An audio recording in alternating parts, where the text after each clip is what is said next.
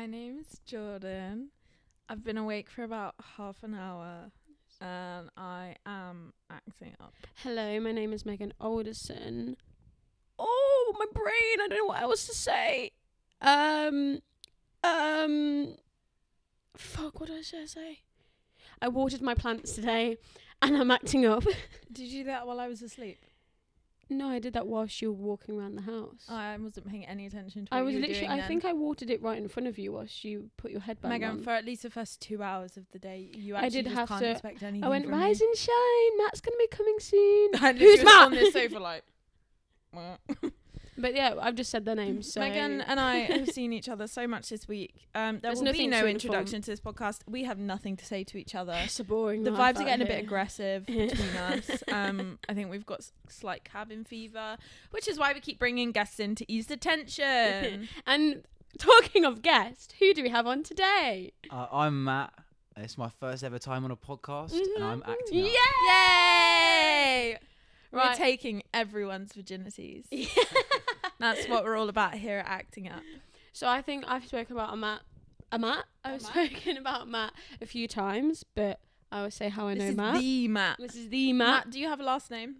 I do, yeah. Wake, as in waking up go. in the morning. You know. Oh, my favourite. My There you go. God, no. But yeah, me and Matt know each other because we did Mellow Drive together. We did. And he's a talented man. But let's go from the start. Let's go from where did you get the passion to do performing, love? Yeah. My sister, really. So when I was a kid, my dad was like a really big. When he was young, he was like a proper sports kind of person. He's a bit of a jock, like just played all the sports. So when I was, and he still plays cricket now. He's in his 60s.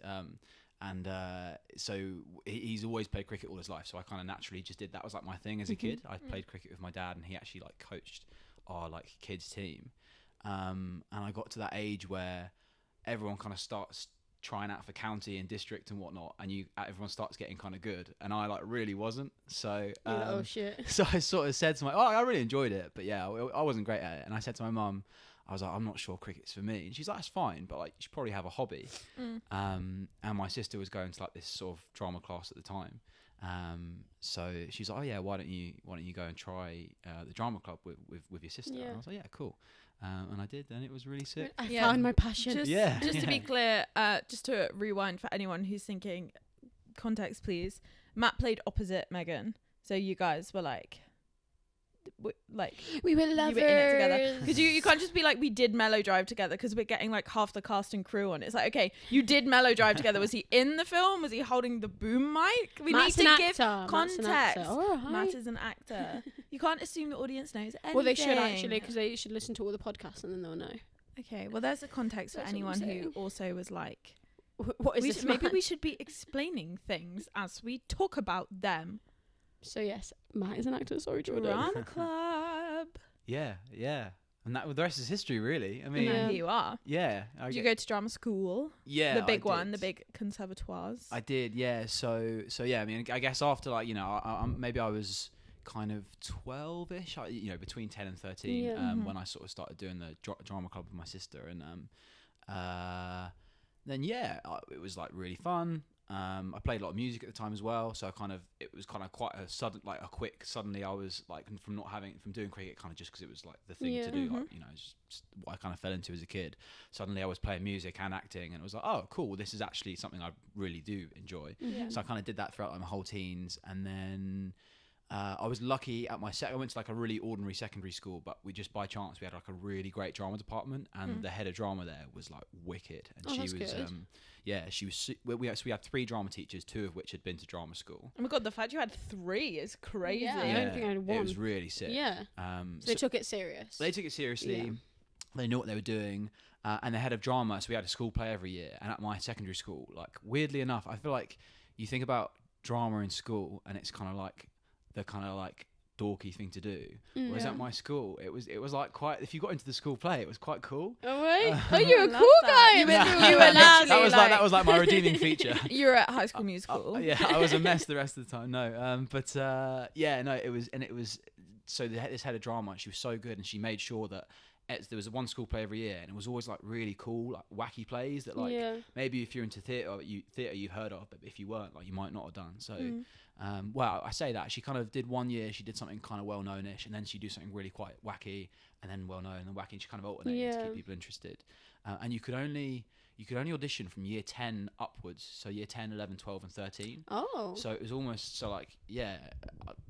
for better or for worse, I guess. So you kind of, I remember being like watching the school plays from year 7 to year 9 and being Like, like, I really can't wait to do that. That's gonna be me, that's gonna be me, that's gonna be me. Yeah, and then year 10 like started auditioning and getting in and whatnot, and and that was weird. And then so that was kind of sort of found my place at school doing that. And then she sort of said to me, my teacher was like, so have you thought about drama school? And at the time I really hadn't. You got, this is just a bit of fun. Yeah. Well, I think I knew I wanted to be in the main part all the time. Right. I was like, oh yeah, I really want to. It has to be about me. Yeah, a little bit, man. Well, yeah, no, I was really like, it was just nice to find something like just like I really, really cared about. Yeah. Like quite young as well. But I mean, no one really knows what they want to do when they're a kid anyway, do they? I don't know. Like, and I at the time I was like, I really liked psychology, and I know I wanted to do that for A level, so I was like, I'll probably just like maybe do that at uni or just work out, see how A levels go and whatever. And I just kind of, I think I assumed as a kid that to be an actor, you had to have like theatre parents, and you had to have been doing it. You had to be a nepo baby. Yeah, do you know what I mean? Yeah. And you had to have been like, on the West End when you were like 5 type thing. Yeah, do you know what I mean? So I sort of thought, well, I'm so many years behind like the people that realistically do this as a career. Yeah. But yeah, no, she spoke to me about it, and I was like, huh. And she was like, do some research, and I did, and I was like, okay, cool, I kind of get what this is about. And then she helped me, and yeah, I went to drama school after school. And when we were doing Mellow Drive, we actually found out we didn't go to the same performing arts place. But yeah, we were in the same village, which was crazy. Yeah. So we probably passed the same village. No, you know what I mean. But we probably like passed each other when we went to Spoons or something like that, which I found was crazy. That's crazy. Yeah, we studied well close, didn't we? Very close. Yeah. How was your drama school experience? So you did a straight acting course. So very different to from musical our experience, theatre, probably. Could you talk about that a bit, about what that was like? Yeah, because we're intrigued, because sure, probably you were doing musical some acting stuff while we were being told we looked fat in ballet tights. I'd love to know. Sounds horrible. Listen to the drama school episode. You'll hear all about it.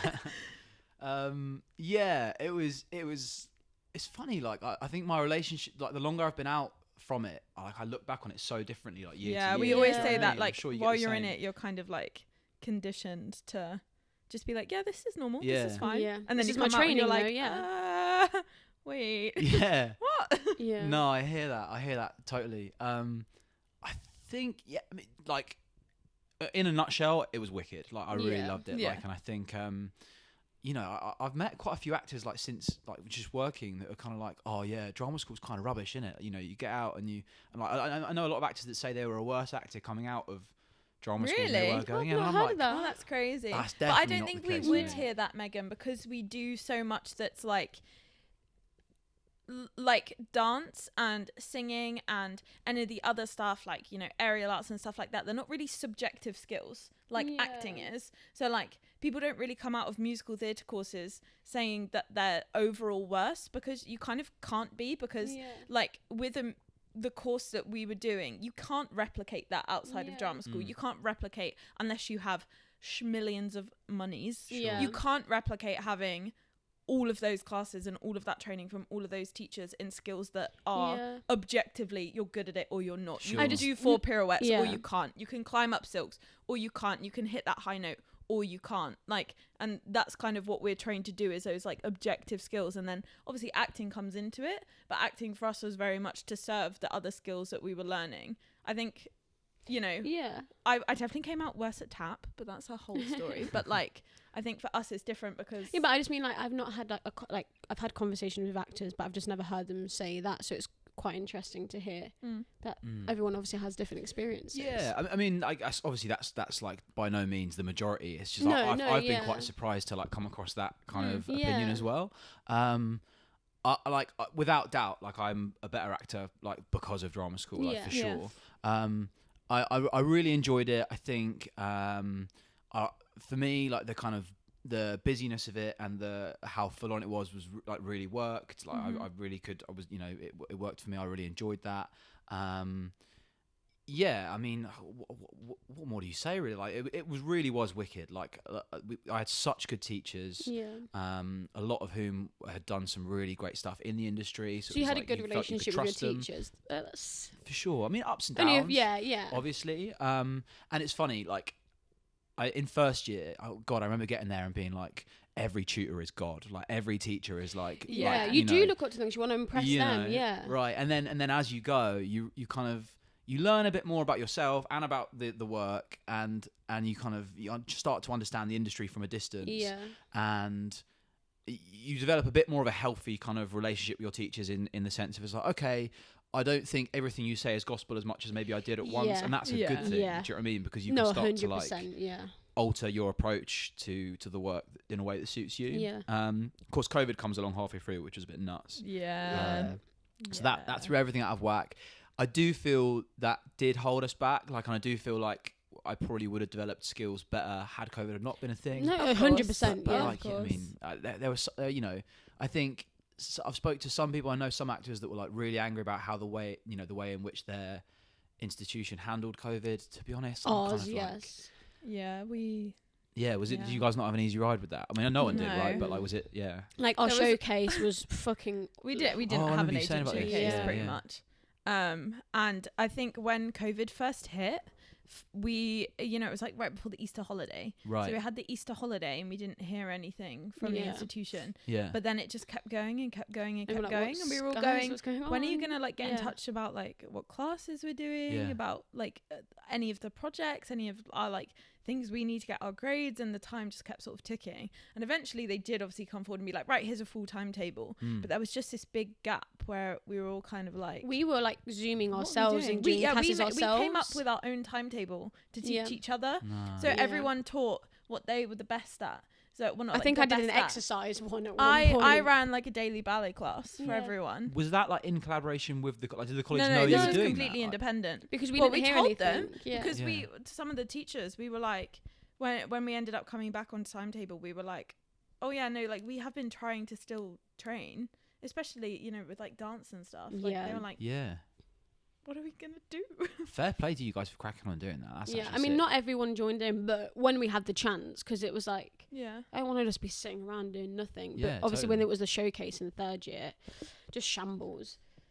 I think that's why most of us didn't have an agent when we left uni. Not that you need an agent, but like it was unheard of at our drama school. Like all of the years above us, like everyone leaves with an agent offer, even if they don't take it. Sure, everyone leaves with an offer, and I think it's our year group got like 3. Right. Because we had an like online digital showcase, and we really didn't have any say in what was in it at all. And the way it was like filmed and edited, I mean, I can tell you for a fact that apart from one like select number in the overall showcase, I was in about 0.5 seconds. Yeah, like you catch a glimpse of me on the camera. So I was like, this is never ever gonna get me an agent. Like, and it didn't. And it didn't. And it didn't. So did you graduate with an agent then? I did. Yeah. In Mubby now. Are you still with them? No. So I've actually changed agents. Just because of like through basically the agent that I signed with had some personal stuff that just meant they had to kind of like stop working as an agent, really, which is really sad because we had an awesome relationship, and I got very lucky. I didn't sign with a massive agent, but I signed with an agent who was like the most invested in me personally that I've ever come I've ever come across like in my kind of journey like as an actor.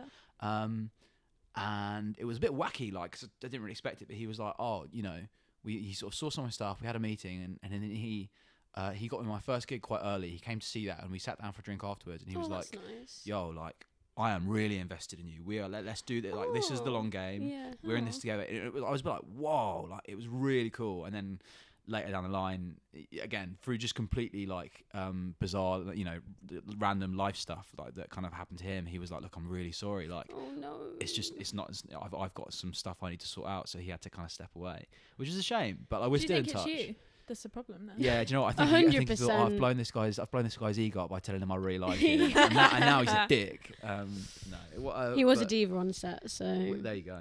And then, did you move to the agency that you're with now? Yes. Yeah. So, it sucked actually, because it felt so like recent, the whole like spamming a load of emails out to agents. Oh, it's like, awful, isn't it? I was like, I've just done this like a year ago. Do you know what I mean? And it's like, hey, me again. So, but no, it was cool, and we're still in touch, and he's wicked, and he's still super supportive, and he's doing his thing, and he's really nice. Sick guy. So nice. Have you worked on a few things then? Can you say the sort of things you've done, or what you're proud of? Yeah, sure.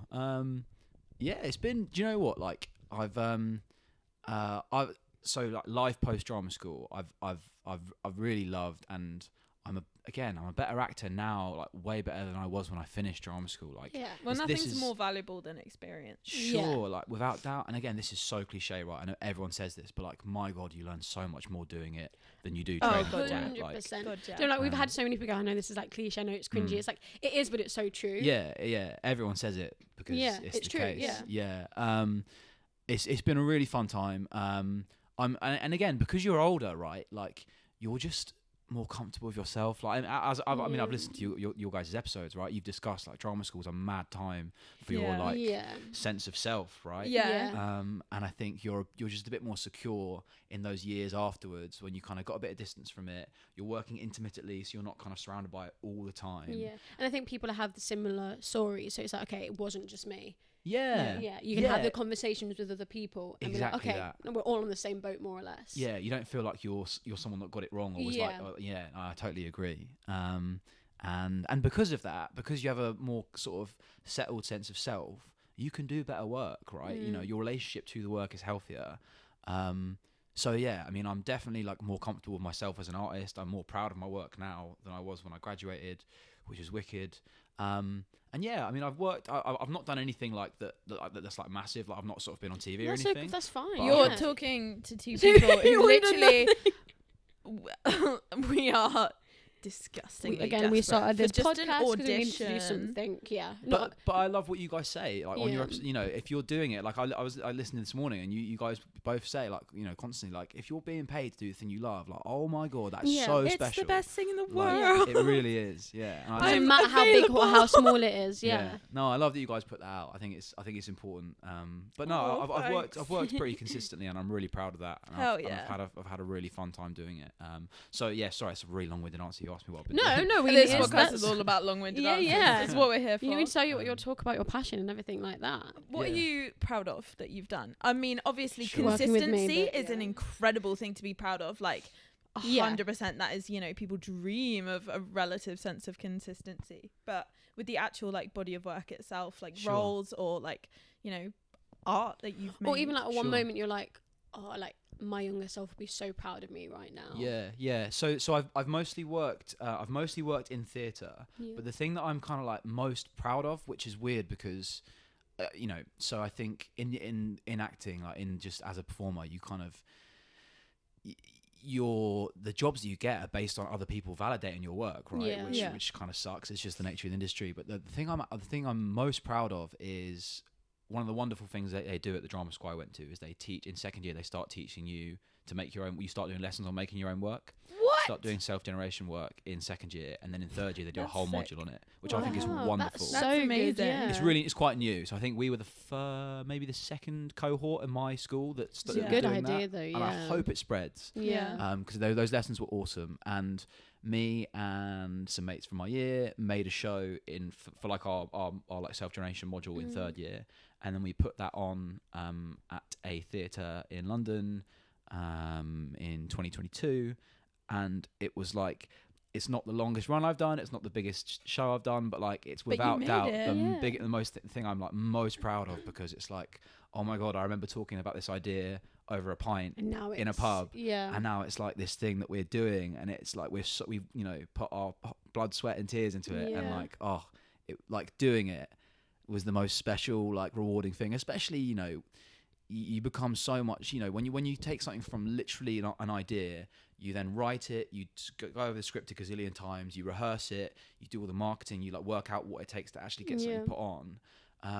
the people you share that experience with, like that kind of relationship and that development of your understanding of each other and how you work is like nothing else. And to have done that all together, it was so special, and I'm like stupidly proud of that. And we work together as a company still now, and work on. I think that makes sense as well, because with something like that, you have like full ownership over the project. It's your little baby, and you can have pride in the project as a whole, which is just incredible. And also, making your own work is sick. Also, I need to interrupt to say, Megan, I have just had when you get like a drama school flashback, where another piece of surprised you didn't cry, piece of the trauma unlocked.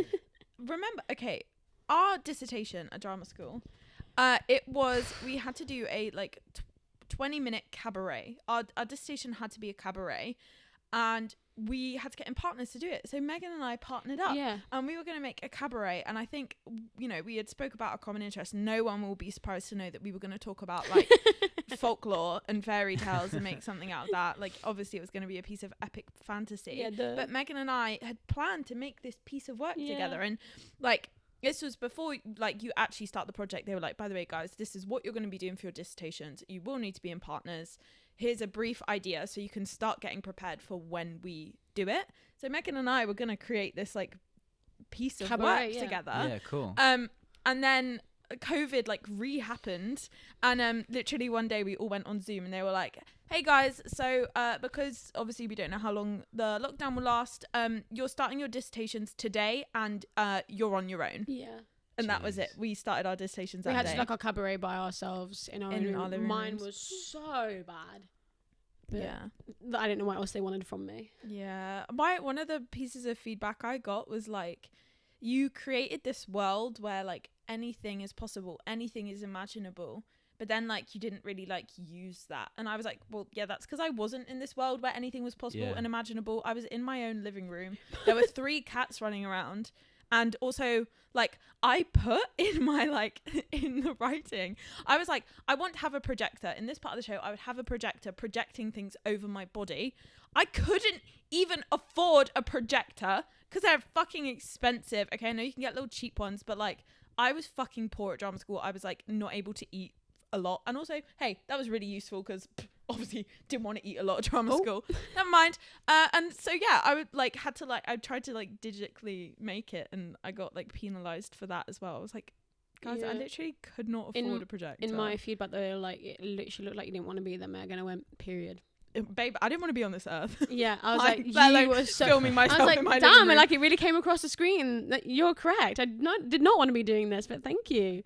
Did you guys feel, because obviously that's such a pivot, right? Having to do your dis in your room, like, did you guys feel that once COVID came along, and obviously the curriculum just changes into like whatever it possibly can be for it to kind of work under the circumstances, did you feel like any of that stuff was useful, or was it literally like dead time until you finished the school at that point? So we did end up going into like a full 9 till 6 timetable of all our normal classes. Like it literally when it picked up, they were like doing it as if we were in the building, but obviously we weren't. We were in our own homes, and that it could be really, really demoralizing. I really struggled with dance lessons on Zoom because you're in such a limited space. You have to be conscious of everything around you. Like, we had some pre-recorded lessons, and it was really difficult. I do think it was useful. I wouldn't have wanted anything else because obviously I wanted the training. I didn't want to feel, you've only got 3 years of your life to become and you want to be the best once you've graduated, because your graduation, I feel like it was, with acting and singing, like our acting teacher, like our screen acting teacher, came up with some like really fun projects for us with like self-tapes and auditions. Singing lessons are easy peasy on Zoom. Like, it's almost like ideal because the teacher can like sit back, mute themselves, watch you. Cool. But the dance lessons, they were my biggest struggle, and also they are, I think, what has turned me away from pursuing dance professionally, is because I feel like compared to someone who had the 3 years of in-person training, I felt so behind. And I was like trying to do a dance class with 3 other of my flatmates. Yeah, there were like 6 of us in like my flat and then using like, one washing rack as a ballet bar. They're like, use your space. And it's like, we don't have space, so you couldn't actually go full out. Also, like, our Wi-Fi was terrible, so like apparently we'd constantly be 8 counts behind everyone else. We didn't know. Wow. Yeah, and then sometimes like the teachers get annoyed. Like, we're literally trying our best. Like, we're as annoyed as you. So yeah, it was like a whole roller coaster. Yeah. And because we were the first degree, they didn't really know what they were doing as well. Of course. So with COVID as well, it was just it was double whammy of not knowing. I can't, 100%. Like we've said before, wouldn't change. During COVID, there were far greater, worse things going on in the world than me not being able to be in a ballet studio. Like, let's be so clear on that. But also, people in our classes were like losing relatives, and so were our teachers, and people were ill and then not ill. I can't remember if I've said this on the podcast before, but my cat died when I was in lockdown at my boyfriend's house. My dog died as well during lockdown. Keeping it positive. And I literally, I'm not gonna lie, I emailed my head of year and I was like, I've had a loss in the family. I might not be in classes for a while because of my cat. And it was true. I had a loss. It's a big thing with an animal, But like, oh god, honestly, those dance lessons. When we were in lockdown in my like student house, when we were all in it together, it was bearable. But doing a dance lesson on Zoom by myself, something about it literally just, I feel like I would just always cry and be like, this is awful. I think I just like to talk to myself quite a lot. Like, the teacher would tell me to do something, I was like, I can't fucking do that. I started doing that, and then you'd be like, oh my god, it's my microphone muted. I'm like, oh shit, did they hear me? Yeah, it was wild. I wanted to ask you, before obviously that your second year when you had that course, did you always have like a sort of a passion to write, or did that push you to be like, oh, I actually kind of like producing? Yeah. I think so when I was like really young, so like this is like I suppose I missed a part of the story. This is like pre-cricket. Oh this my is like, god! So damn. Pre-cricket. I'm like 6, 7 and whatnot. Were you putting on shows in the living room? A little bit of that. Nice. Yeah, we all did it. I kind of went through I distinctly remember because my mum always jokes about it. Like, this was before I kind of like became quite a boring kid and just did cricket and didn't really have a personality. Like, I was almost had like a weird, really creative sort of moment before, like way before any of this, when I went through between the ages like I guess 5 and 8, I went through like wanting to be a director and then a comic book artist, and like I had like a really weird art style. So you're quite a creative kid. And me and my mates made this home video because I like discovered Windows Movie Maker before anyone else. Like, you were the original. You're like, I've got this. Before any of the rest of my like school year, and I was like, oh, you guys, you can make these. Like, I spoke with 2 of my mates. I was like, you can make these videos, but you can make it like so it all flows, and you can like make it look really cool. And they were like, oh yeah, sick. So we made this. Like, it must have been 10-minute like video called Attack of the Dipstick, and it was just the 3 of us like messing about, but like it had like a loose storyline. And my granddad used to work for the BBC as like a. So you are a nepotism baby. No, not at all. No. He was like a camera operator and a director, and he had some editing software. And I sent it to my granddad. I was like, oh, can you like jazz this up a bit? And there was a bit where my mate shoots me with a water pistol, but my granddad made flames come out of the water pistol. Oh hell yeah! And we showed it to my like year 5 class, and they lost their shit. It was That's so funny. Like when the flames came out, freaking cool. So, and we were like, yeah, boys, we've done a good job here. We've done a good job. So I think that's such like a superficial example, but I think funny. There was always a bit of like, I kind of wouldn't mind making some stuff that's my own idea. And then, like I wrote, I was really into comic books as a kid. Like I was really into like Marvel comics, right? And I wrote like a Marvel comics I want to say this, you're obsessed novel. With Tom Holland, aren't you? Oh, as well? Don't. Yeah, we'll go into that. I'm obsessed with Tom Holland because I want his life, but I want his girlfriend. Yeah, but to be fair, anyway, I wrote like it was like 40 pages long, like a story, like a short novel, like of Marvel superheroes. So like I always like messed about, do you know what I mean, with writing stuff. But I think my school were really good at instilling in you the kind of confidence to be like, if you've got an idea, like if you can act, you can write. Like, and I think that's really powerful. I think people should. Mate, your school's. I was going to say, you went to some very nice schools. My secondary school banned people from doing dance and drama GCSE because they said it was basically the same thing. Really? I didn't actually not know that. My GCSE drama teacher, I don't think she really liked me because every time I booked a rehearsal space, I'd go in there and she'd have like given it to someone else. And you're like, oh, okay, thanks, babe. Okay. Yeah. Like that's crazy. Yeah. Oh, so I mean, my drama school, like when we were doing the self-judge stuff. But still. But yeah, they were really good at sort of being like pushing you. Yeah. Yeah. In the best way possible. For sure, but also it's like it's the nature of the industry now. Like you've got a much better chance of like doing something substantial and like really like getting in the game in a meaningful way if you can write. You look at people like my teachers would even say like look at people like Phoebe Waller-Bridge, like so her mind is crazy, right? Like, and I think it's really easy to be like, and again this is really cliche as well, but it's really easy to be like I'm just an actor and I've trained so in depth in this field that I've not and I think it's easy to convince yourself because you've gone so in depth with one thing, be it musical theatre, be it acting, be it whatever, like anything kind of in the arts sector.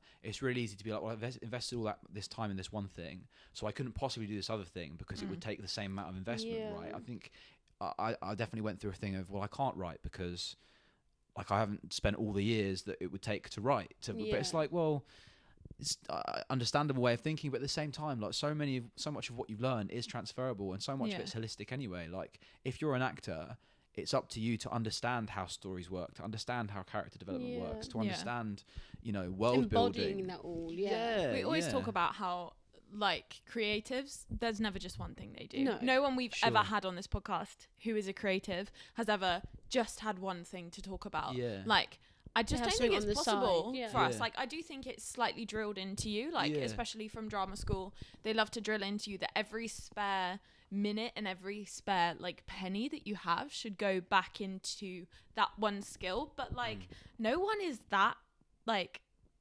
single-minded. Like, creative people, they'll be creative in so many different avenues. Like, I do feel like you could ask literally anyone, like, oh, you're an actor? Okay, like, what do you write? Do you draw? Do you sing? Do you like? There's always something else. Even the people on the crew, there's always something else that they do as well. Speaking of music, I was about to say that. Okay, well, I said it first. Okay. Obviously, you sing. But I was gonna say, like, how was that? Obviously, have you always like played guitar? Was it always like? Do you call yourself an actor muso? So again, I struggle with this because this is something. Oh, don't worry, we all struggle with everything. Yeah, right. We're all struggling. That's why this Isn't podcast is here. For sure. This is something I'm struggling with. I'm working on is permission to call myself an actor muso, right? Like because I know so many amazing like musicians and musical theatre performers. So I think it's, for me, I'm much more comfortable saying I'm an actor because it's like I'm confident in that. I've kind of got like a body of work that like tells, like validates my own sort of vision of myself in that sense. And I know some like just mind-blowingly good musicians and singers and whatnot, and I sort of sometimes go, I've not given myself permission to sort of be in that, like call myself an actor musician because I'm comparing myself to others, which is dumb, innit? It's like, again, I'm working on it, right? So I guess technically I'm an actor musician. Like I play guitar, and like I've half the acting gigs I've done, I've actually had to end up playing guitar in because so I guess but I'm definitely it's something I'm actively trying to develop. Like so for this job that Megan and I did, this film, I started getting singer lessons for this role, which I've stuck with since, and like it's definitely, it's like that's an area that I really love. I love playing music, but it's harder for me to like assimilate that into like confidently into like my identity as an artist. So it's like, but that's cool. Like I'm actively working on that. It's a process. And and like I still love doing it, and I've I've enjoyed my ride doing it, and maybe in 5 years' time I will be in a place where I can go, fuck yeah, I'm an actor muso, and really own that, But yeah, I dabble and I love it. It's I'm just not as long as you love it, that's all that matters. Yeah, and like I'm really enjoying the process of like actively working on it and getting better, and it's all that's what it's about. That's nice. How was acting alongside Megan? Oh mate, nightmare. Absolute nightmare. shithole. No, it was cool. That job was a dream, man. It was so much fun. Running into that ocean. Oh my god, that was the best part. I almost killed Megan that day. He did nearly kill me. No, I enjoyed it. Yeah, I mean, so that job was like, it was so special. And you were there longer than me as well. Yeah, but I mean, the whole process of it, right? Because we met each other a long time before we started shooting. Yeah. So Megan and I did. We'd both taped a couple times for the parts. So for context, it's an indie film. It's kind of like it's a music drama. It's like a road film, semi-romantic kind of. Context on the podcast. Wow. Sorry. Thank you so much. I didn't do that. Carry on. But yeah, it's so Megan and I both had taped a couple times. We didn't know each other for the lead guy and the lead girl, and we got to sort of final round. Feel free to interject, by the way. No, I was going to say no, and that was like in October, and then I did it with 2 other people who were going to play Matt's part. Yeah, and you were the you were the second person I did the test screening with. Right. I auditioned with one other girl that day as well. Yeah, so we kind of got there. It was like chemistry tests and whatnot.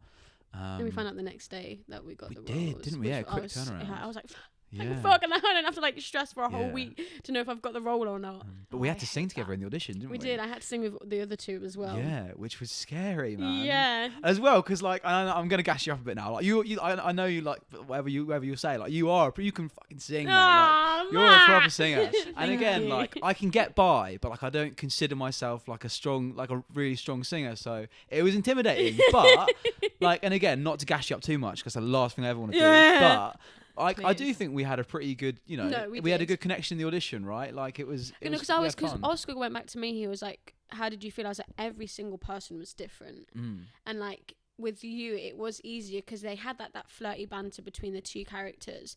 But I had like with the other 2, one of them it was like they weren't giving me anything. And I don't know if that was like a character choice. Go girl, give us nothing. Give us nothing. But I think that was like their character choice of like they didn't want to open up to Zoe's character, but with yours, and it was like that from like that point when we've got the roles of like having to do the Zoom calls and then go through our characters. So like meeting up and doing little moments of going through the scenes, like it was never uncomfortable. Yeah, which is like the best thing you can do, because obviously our characters do get quite close, and you don't want to be awkward in those situations. For sure. And thank you for making that amazing. Thank you. Well, I hate being nice to Matt. Well, so shout out our director Oscar, because he was so we. But not too much again, because his ego we don't want to gas him up. Oh, guys, we are allowed to be nice about it. No, we can't. Well, so we did. So we got the roles in October, I want to say. Yes. And we didn't shoot till April. Yes. So we had a lot of time, and we rehearsed in between. Yes, which was I really appreciate that we could do that. Yeah, which was wicked. And. So yeah, it just meant that when we got to shoot, we had a really strong relationship. Like we knew each other well. We were mates by the time we were shooting. We understood each other's way of working, which just made the whole, especially because it was our first, both of us, it was our first like screen gig. So, I mean, yeah, it just made going into that into the shoot that like bit that. And like so I was more. saying in like a past episode of when I was having to give Matt lifts and stuff.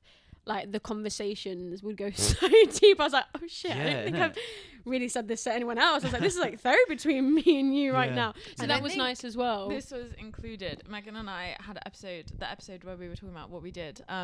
The end of that episode, I don't know if we've said this on the podcast yet, we had that conversation 3 times. The same conversation, because the episode just kept disappearing. Oh, really? But I think in round 1 of having that same conversation, Megan was sat there and she was like, yeah, like I've literally never opened up to anyone the way I opened up to Matt, and I just go, I quit. Fuck this. Are you fucking kidding me? I quit. Podcast over. Have Matt as your co-host. See you later. I went, Jordan, no. And then the episode disappeared and we did the conversation again 2 times. So I don't think I was like as deep as it was from the very start. So I was like, oh God, I've got to fucking talk about Matt for the 3rd time now. Yeah. I mean, it was any consolation. I feel like she hated me by the end of the shoot. Anyway, yeah, I did. We wound each other up a fair bit. Of course not.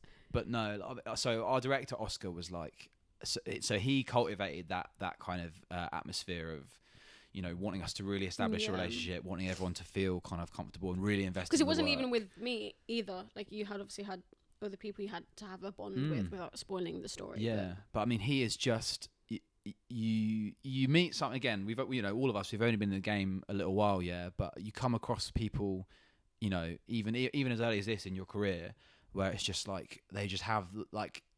Just people you meet that are just proper artists with like a really clear vision of what they want to make. Once you meet Oscar Jordan, he has a brain that I've like never met someone like, he's so creative in the best way, and he doesn't stop. And he probably should for a while. But like, yeah, like the songs he's created, and even for a new project, I'm not going to go obviously into it because I don't think I'm allowed. But yeah, his storytelling is amazing. Even the past projects he's done before, Mellow Drive as well. Yeah, I think it's, you know, when you meet people like that in your career, that are just like lighthouses of just, you know, integrity and you know, artistic brilliance and commitment, you know, and you want to do well for them. Yeah, this is their world they create. Like you were saying, when you were putting your project together and you finally see it happen, like your baby's come alive. It's like you obviously wanted to do the best for him, and he was always there to be like, do this obviously in the best way, and you would just listen to him because he had that respect, because you both had respect for each other. Hold on to those people, learn from them, give them everything, and cherish a relationship that will, you know, that in an ideal world will bear fruit for a long time for both of you. And that's one of the most exciting things about this game is the people you meet and the relationships you form, because they can lead to real magic, you know. That's why me and Megan are like cheat coding it. We're like, we're not meeting awesome creative people through acting jobs because we don't have. We're just gonna get them on the We're gonna force them to come on our podcast that we've made up out of nowhere. It's a very tactical way of doing it. Creative Smashed people. it. So what you're creating a short film? That's interesting. Honestly, yeah, it's become a bit of a bit now that literally we say to everyone, so what are you gonna do to get us a job? Like before they leave, they have to sign a contract saying they're gonna hire me and Jordan for future products. You can only come on the podcast if you benefit our future career. It's the hustle. Exactly. It is. Cool. Could you talk to us a bit about your casting and what you think about your casting? Like, how has, since you've graduated, like, what did you expect your casting to be as an actor before you graduated, and how has the industry kind of pigeonholed you, if in any way? Like for me, when I was at drama school, I, you know, sort of kind of jokingly became known as the goth one, but realistically, like, I also was like tall, skinny showgirl build, and we didn't do any shows that needed the goth stereotype that I was. And then when I graduated, all my auditions are like angry teenager, Twitch streamer, gamer girl, like all of that kind of thing. That's where the industry has sort of plopped me. What about you? It's a really interesting question. Thank you. I am really good at there what I do. Yeah, Megan, can you like do better? No, I can't. I'll be asking like, so you act? That's cool, isn't it? Yeah, except you forget to mention they act. You're like, and where do you get your passion from? Okay. It's like, passion from what? Stop attacking me. Attacking. Stop. Attacking. No, do you know, I don't think about it too much, because I think I think with everything in this in the acting game is there's so much that's outside of your control anyway. So I like to try and frame work in a way that I have agency over it as much as possible. Having said that, when I graduated, I was kind of what I kind of was told / kind of cultivate the expectation of was that I was kind of going to be the nice guy, friendly guy, sort of a little bit boy next door, but kind of young and dorky as well, a little bit. I look really young for I think anyway. And How old are you? I'm 25. I think I look quite young for my age. Yeah, 16. Right. So I kind of went in to like you know, graduation life expecting that and kind of thinking that, you know, those are the kind of roles I play, sort of like the younger brother, the like the nice happy son, like that kind of stuff, which is fine, like, you know, and the sensitive roles as well, because you know, young looking, I don't exactly look scary, do you know what I mean? So so that was kind of the expectation going into like actual acting life. I guess that kind of was like followed through a little bit at first. Like my first gig was in a play where I had to be sad a lot, so like, you know, maybe that'd that be was light work for me. So yeah, but then, and I guess similar to Mellow Drive, maybe he's quite a sensitive character as well. He's a lot. Yeah, he's a lot. No, he is no, but like his character goes through so much. Where like obviously the start of his character, like that's not you, but because you can embody that, you were able to do it. Cheers. Yeah. Oh God, I hate complimenting him. But I mean, so like all of us, right? We've all missed out on way more than we've booked, and I think the stuff I tend to miss out on. Wow, what a sentence! That was hardcore. I wouldn't say it's good. You know, that's just the nature of it, isn't it? Like, you know, the industry. You know, it's tons of no's and a couple of yeses every now and then. But a couple. but I think that what I tend to like find is I get called in for stuff that is the young, like exactly what I've said, the kind of young, happy clappy, maybe kind of sensitive, kind of dorky kind of role. I get there and I very much look like that, but I don't think it's my behaviour at all. So I think that I'm in a kind of maybe a slightly odd spot where I'm oftentimes not what the person who's auditioning me would have wanted or expected. Which is what it is. I'm not going to lose sleep over that. It's a hilarious thought, isn't it, that someone looks at your headshot and expects you to behave a certain way, literally based on what your face looks like. Isn't that's just how nuts our industry is? Isn't it? It's wacky. But so a bit of that, but that's fine. I don't know. I don't really know what else to say about it, really. Are there roles that you wish you could play that you feel are inaccessible to you because of your casting? Again, I think I just look young, and I feel, again, especially since. Do you think that sometimes that's like a negative, or because like with me and Jordan, we have to look young because I feel like there's a pressure for women once we age. It's like, oh, can we not play these parts I feel like as a woman, anymore? you always have to look 10 years younger than you Sure. Because if we look a bit too old, then we can't be that love interest. Oh, you guys definitely have a more uphill battle than blokes in that sense. I reckon for sure. I think for me, I get it's not something that gets me down at all. It really isn't. I'm generally quite positive about the industry, but I guess if I was to really think about it, I maybe the kind of the youthful look that I have, I think maybe stops me from being taken seriously for roles that I think I could give a really good go at. Like, you know, I'm sort of at a place. God, I'm so much more of like a healthy person than I was when I finished drama school. You know, again, I talk about the time spent doing it. You slowly, like, the further you get from drama school, the more comfortable you feel in yourself and your work. And I've really enjoyed that process. And I'm now at a place where I'm like, oh yeah, like throw me a challenge. I'd love to, like, you know, and listen, tell me no, but like give me a crack, innit? You know?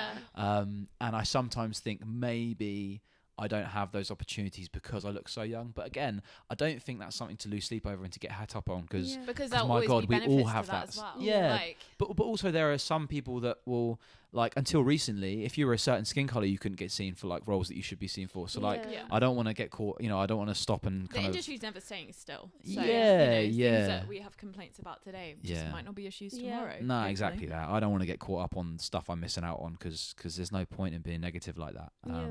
With the circumstances could always be better for all of us in any sense. So just take what you can get and enjoy it, man. And it's a ride. You know, it's good fun. Well, okay. What do you have upcoming? Is there anything you'd like to plug or promote, even if it's just your own Instagram, things that you want to sort of use, like take a moment to push, even if it's just yourself? Sure, yeah. Well, I mean, to be honest, the kind of the main thing I'd really want to say is check out Hideout Theatre. That's the name of mine and my bud's theatre company.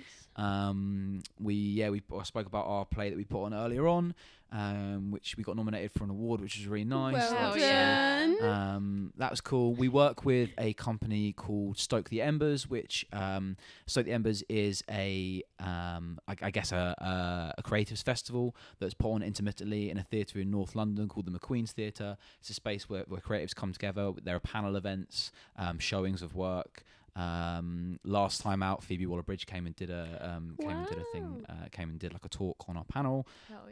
So Hideout are kind of sort of co-run that event now with Stoke the Embers themselves as an organisation. So check out Hideout Theatre, check out Stoke the Embers. There you go. Stoke the Embers, I'm sure we'll be back with another event very soon. Hideout, we have a very exciting project that is going to hopefully we'll be able to talk more about later on in the year.